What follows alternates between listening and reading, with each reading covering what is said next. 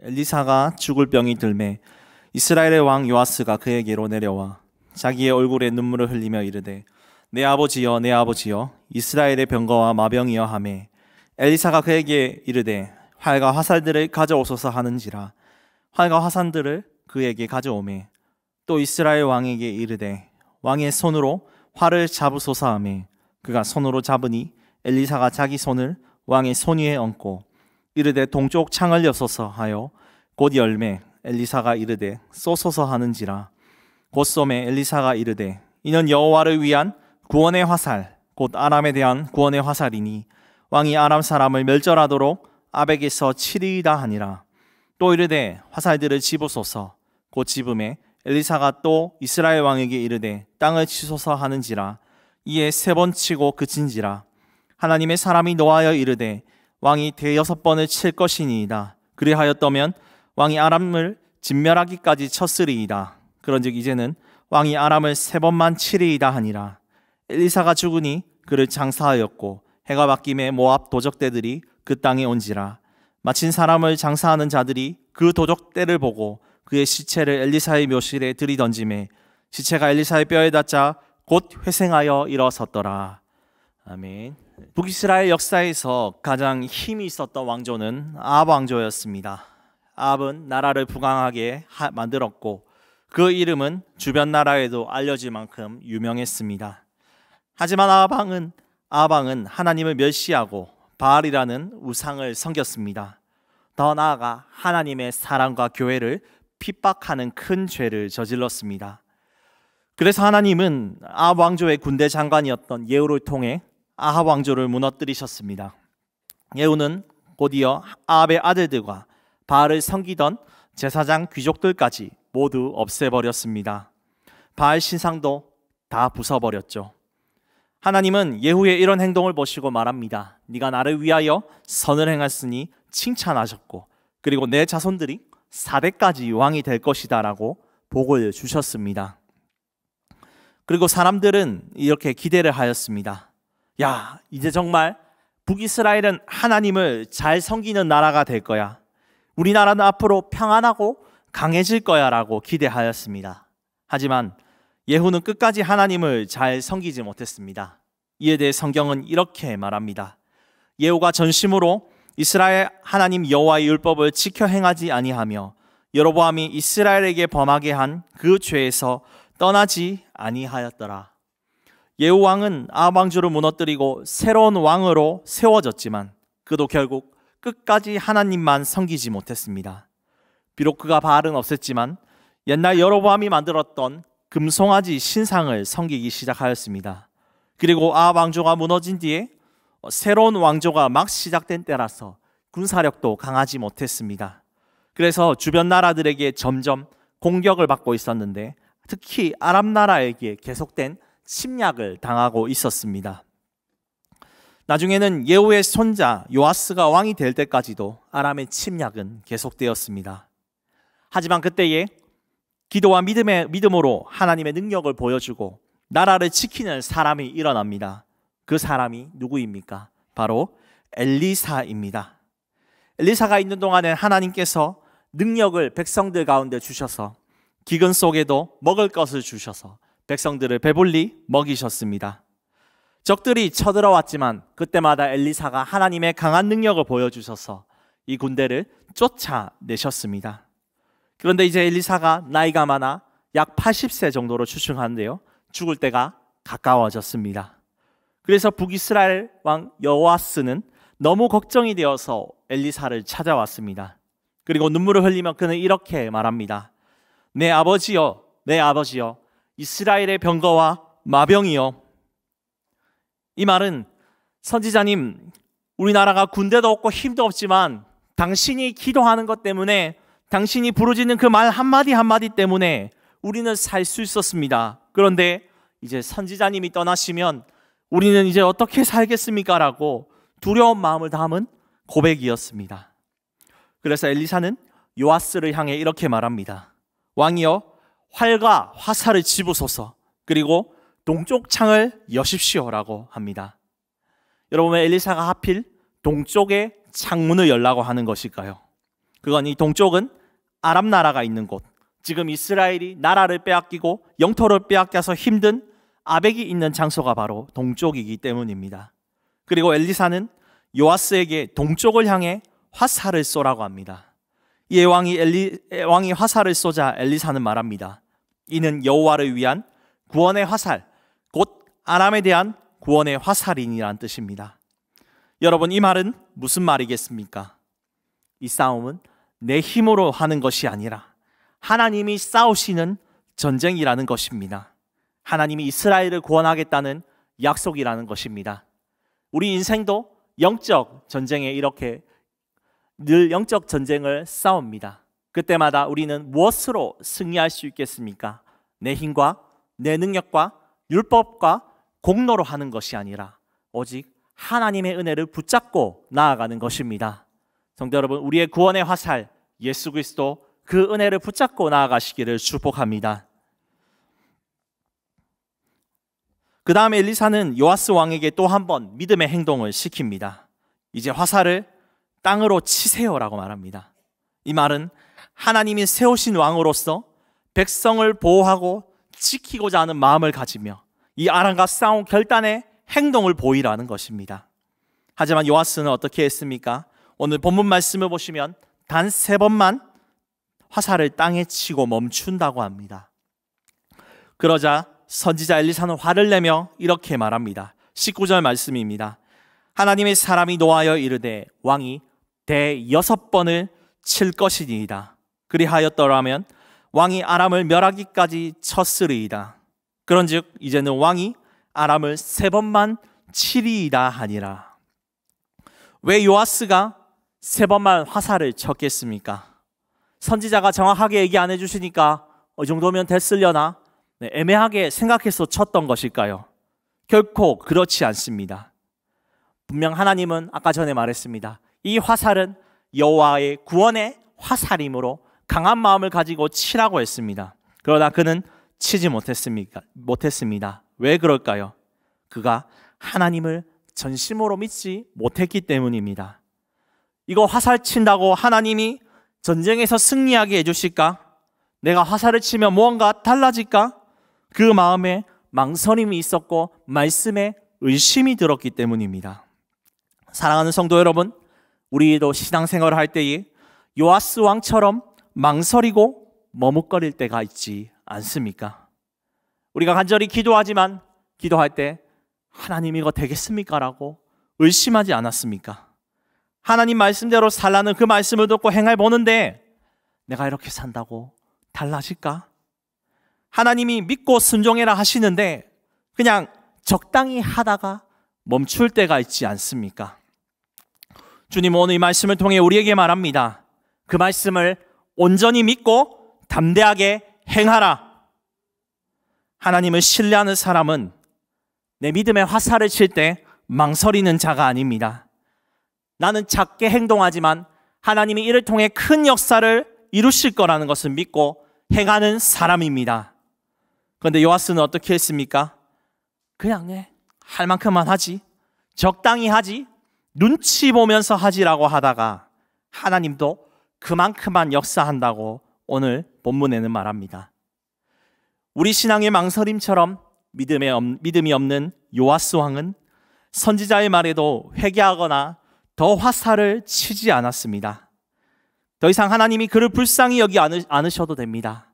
그런데 하나님은 그를 불쌍히 여기시며 은혜를 베푸신다고 합니다. 우리 22절, 23절, 25절이 있는데요. 함께 큰 목소리로 읽어보겠습니다. 읽겠습니다. 여호와스 시대에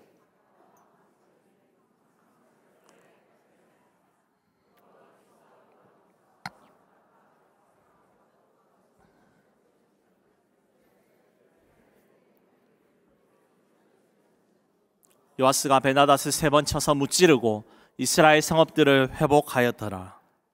아멘. 하나님은 자기를 계속 거부하고 불순종하는 요아스 왕과 북이스라엘을 내치지 않았다고 합니다. 남유다는 그나마 다윗의 혈통으로서 성전 중심의 예배를 드려서 조금 이쁜 구석이 있습니다. 그런데 북이스라엘은 지금도 하나님의 말씀을 듣지 않습니다. 그런데 주님이 그들을 불쌍히 여기십니다. 왜 그럴까요? 23절에 나와 있죠. 여호와께서 아브라함과 이삭과 야곱에게 하신 언약을 기억하시고 행하시는 신실한 분이기 때문입니다. 또한 고통을 받고 신음하는 백성들을 긍휼히 여기신다는 겁니다. 그래서 주님은 그 약속을 기억하여 정확히 3번이나 북이스라엘을 나라의 아람 나라로부터 구원하셨고 지켜주셨습니다. 이것은 무엇을 말합니까? 니 딱 3번 쳤으니까 3번만 구원하고 끝이 아닙니다. 내가 3번을 구원해 준 것 같이 네가 계속 나를 믿고 믿음의 왕으로서 살면 그 이상으로 내가 도와주고 너의 나라를 강하게 할 것이라고 약속하십니다. 성도 여러분, 이처럼 우리가 요아스처럼 하나님의 약속을 믿지 못해 소극적으로 행하고 적극적으로 순종하지 못했습니까? 여전히 내 삶은 세상 속에서 고통받고 어려운 가운데 있습니까? 주님은 우리의 신음소리를 들으십니다. 그 약속을 기억하셔서 나는 조금밖에 행하지 못하였을지라도 주님은 그것보다 더 크게 오늘 내 삶에 역사하시는 분입니다. 그렇기 때문에 성도 여러분, 하나님의 언약을 믿으시면서 오늘 주 앞에서 담대히 행하는 자들이 되기를 소망합니다. 우리가 크게 아멘으로 부르짖고 그 삶을 살아갈 때에 주님은 이전보다 더 큰 믿음의 역사와 함께 하심을 나타낼 줄 믿습니다. 특별히 학습, 세례, 입교 받으시는 여러분은 이 자리에 여러분의 힘으로 온 것이 아니라 하나님의 약속과 은혜로 온 줄 믿습니다. 여러분 문답에 그렇게 크게 아멘으로 대답하실 때 하나님께서 여러분들에게 더 큰 은혜를 주시고 성령의 충만함을 부어주실 줄 믿습니다. 이 일이 있고 난 후 선지자 엘리사도 수명이 다해 죽게 됩니다. 이에 대해 성경은 짧게 20절에 소개합니다. 엘리사가 죽으니 그를 장사하였고 해가 바뀜에 모압 도적대들이 그 땅에 온지라. 병과 마병이라 불리던 위대한 선지자도 죽음의 길을 갑니다. 우리 인생도 결국 이 선지자처럼 하나님의 품에 안길 것입니다. 그런데 놀라운 것은 무엇입니까? 엘리사가 죽었어도 그 능력은 멈추지 않았다는 사실입니다. 엘리사가 죽자마자 이방 나라들이 이스라엘을 침공하기 시작합니다. 이 시기에 얼마나 혼란스러웠던지 아까 우리가 읽었던 본문 20절 말씀을 보시면 어떤 사람의 장례를 치르던 중 갑자기 도적대가 나타났다고 합니다. 이에 장례를 치르던 사람들은 급히 그 시신을 엘리사의 묘실에 던져버립니다. 시신을 제대로 발인하고 하관하고 유족들이 시신과 함께 작별 인사를 하고 고인에 대해 예의를 차리고 매장을 해야 되는 것이 예의가 아니겠습니까? 그런데 혼란스러워서 고인을 던져버리니 얼마나 이 죽은 자에게는 비참한 상황이겠습니까? 그런데 그 순간 놀라운 일이 일어납니다. 오늘 우리 본문 21절을 함께 큰 목소리로 읽어보겠습니다. 마침 사람을 장사하는 자들이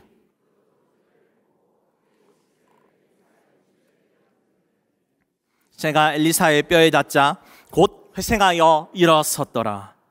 아멘. 죽은 자가 살아났습니다. 죽은 엘리사의 뼈가 생명을 주었습니다. 이 기적은 무엇을 말합니까?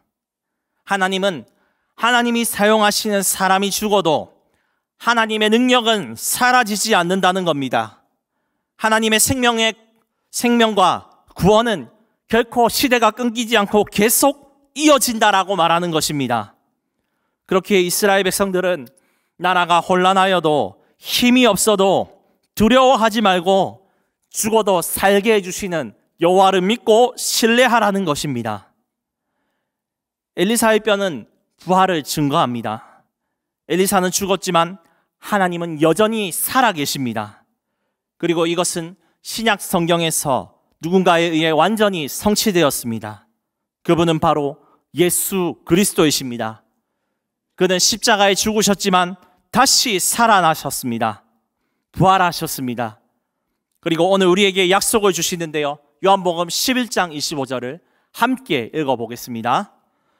나는 부활이요 생명이니 나를 믿는 자는 죽어도 살겠고 엘리사의 뼈에 다 살아난 시신처럼 누구든지 예수님의 부활을 믿고 그분께 내 인생을 맡기는 자는 죽어도 사는 자가 될 것입니다. 사랑하는 여러분, 그동안 제 이야기를 나누려고 합니다. 저에게는 황유경이라는 여동생이 있었습니다. 저희 집에서 가장 아픈 손가락 같은 아이였습니다. 동생은 사춘기가 심해서 많이 방황하였습니다.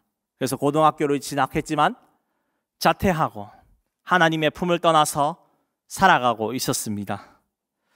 그래서 저희 가족들의 기도 제목은 하나님, 유경이가 예수님 믿고 돌아오게 해주세요라는 눈물의 기도였습니다. 그러던 어느 날 유경이가 철이 들기 시작했습니다. 오빠, 나 검정고시 볼래. 인생 다시 한번 새롭게 해볼래. 그래서 검정고시를 가르쳐 줬는데 저는 특별히 수학을 가르쳐 줬습니다. 하도 공부를 쉬었기 때문에 얘기했습니다. 유경아, 너희 돌아가지 않는 머리를 지혜롭게 만드실 분은 하나님밖에 없어. 기도하자 하면서 예수님 이름으로 기도합니다 할 때 유경이가 그때 아멘이라고 하는 겁니다. 주께서 이 아이의 마음을 여시고 하나님의 백성이 되게 하였습니다.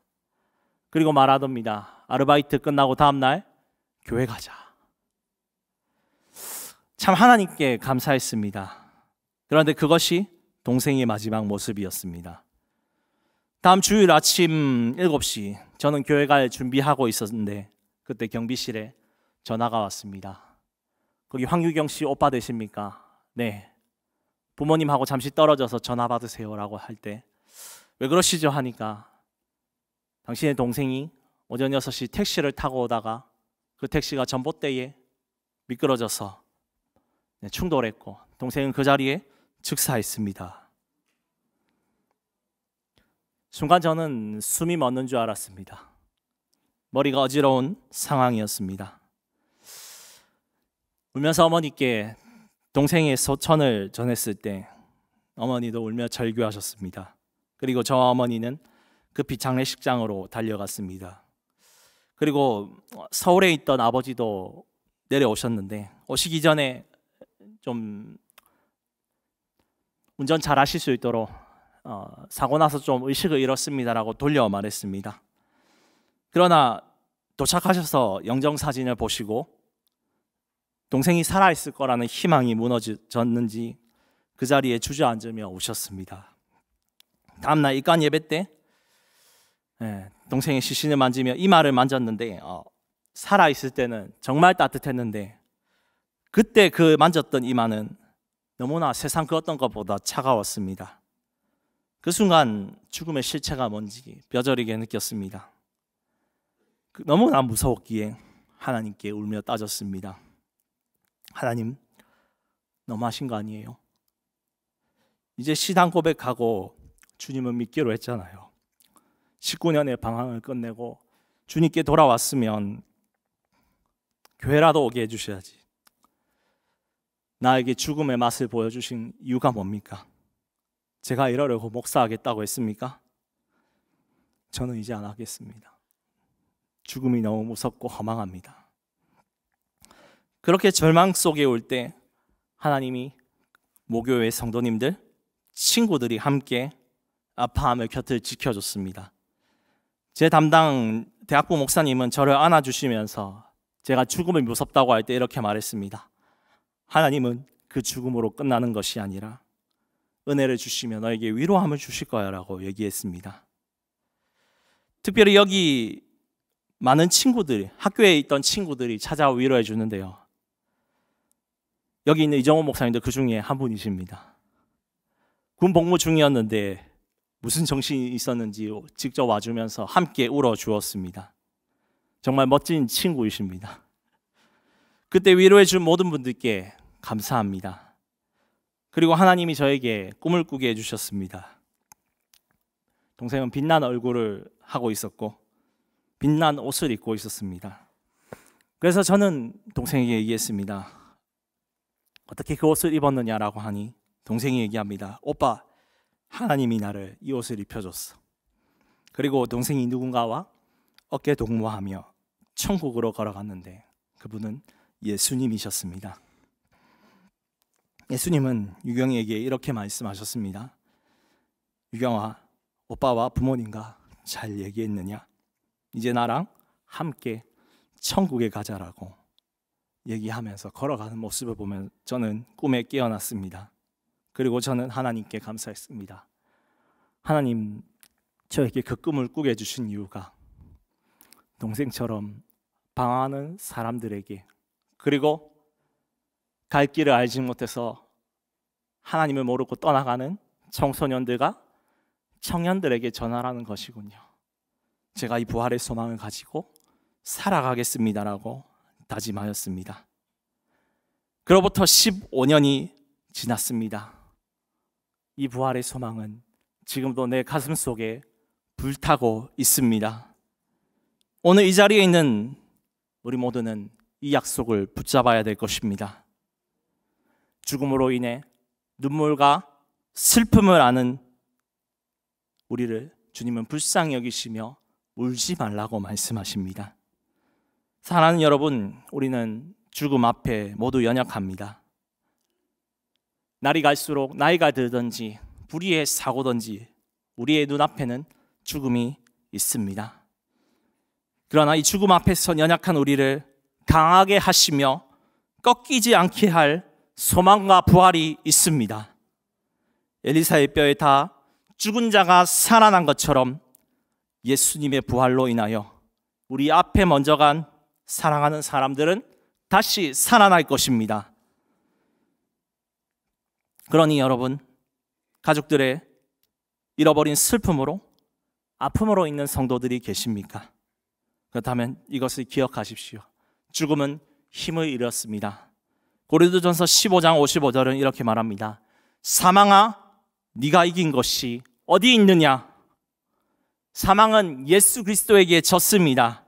그렇기에 우리를 영원히 슬프게 하지 않습니다.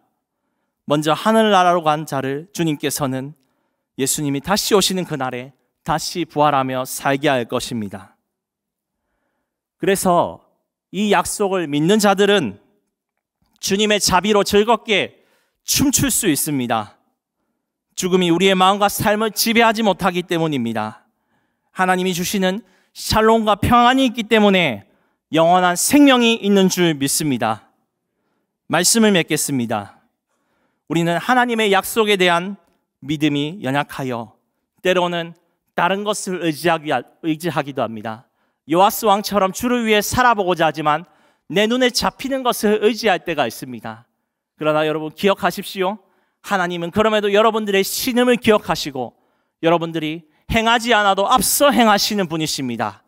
그렇게 그분을 더 신뢰하시며 나아갈 때 하나님은 더 큰 능력과 은혜를 우리 각자의 삶 속에 부어 주실 줄 믿습니다. 그리고 죽음이 우리를 삼키려 하나 우리는 두렵지 않습니다. 부활하신 예수 그리스도가 우리 안에 늘 날마다 함께 계시기 때문입니다. 그렇게 나는 오늘 죽어도 천국에 가는 자입니다. 그리고 이 천국의 기쁨이 내가 살면서 지금 이 순간 누리는 것입니다. 그리고 예수 그리스도께서는 이런 우리를 강하게 하시며 그 사랑을 확증하는 분입니다. 오늘 말씀 로마서 5장 8절 함께 읽어보겠습니다. 우리 함께 읽겠습니다. 우리가 아직 죄인 되었을 때에 그리스도께서 우리를 위하여 죽으심으로 하나님께서 우리에 대한 자기의 사랑을 확증하셨느니라. 아멘. 우리를 사랑하시며 확증하시는 그 사랑 안에 거하시는 여러분들, 그리스도께서 여러분들을 능히 강하고 담대하게 할 줄 믿습니다.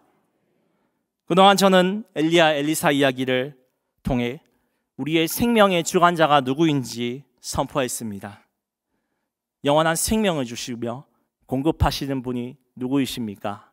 우리 주 예수 그리스도이십니다. 그분 안에 있는 자들은 결코 가난하지 않습니다. 걸식하며 낭망하는 문제를 당해도 어려움을 겪지 않습니다. 생명의 주님이 그 사랑과 함께하며 소망을 주시기 때문입니다.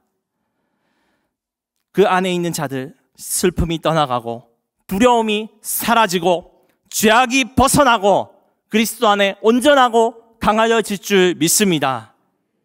마지막으로 오늘 학습 세례 입교자 여러분, 주님을 여러분이 믿고 나아갈 때 여러분의 믿음이 강하게 될 줄 믿습니다. 나는 아직 신앙의 연수는 작고 성경은 아직 잘 모르겠고 하나님의 나라를 잘 몰라도 상관없습니다. 지금 이 자리에선 여러분은 예수께서 내게 생명을 주셨기 때문에 오늘 죽어도 천국에 가는 자임을 믿으시기 바랍니다. 그리고 그 믿음으로 아멘 크게 하실 때에 주께서 여러분을 강한 자로 세워줄 줄 믿습니다.